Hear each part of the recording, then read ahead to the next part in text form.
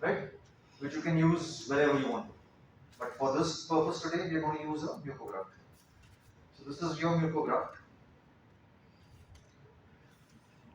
approximately the same shape, little bit extra. So I'm just going to trim the extra part.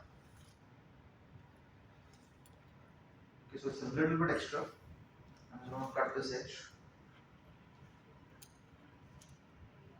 Now perfect, right? Perfectly there, right? Now I am doing this without soaking it. Understand that? The minute I soak it, it's going to swell.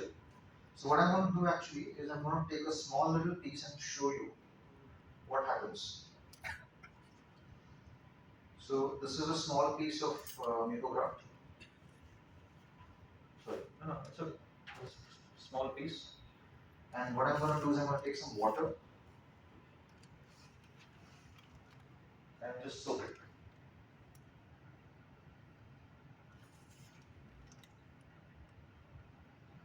So wait for a minute and you'll see the difference in the swelling.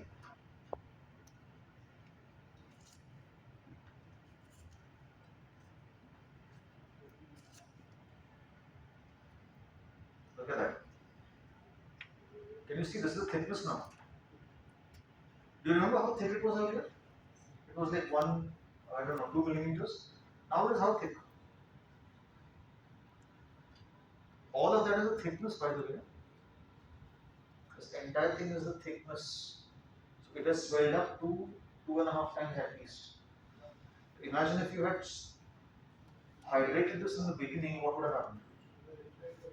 Would be difficult to suture or easy? Difficult. Very difficult. Okay?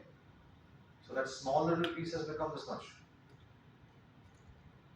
Okay? So I'm going to move this aside and I'm going to show you how you would normally suture. So the first suture would be a positioning suture, which means you would go from the top. Usually what I like to do is I like to put one suture through it even before I place it. Just becomes easier that way.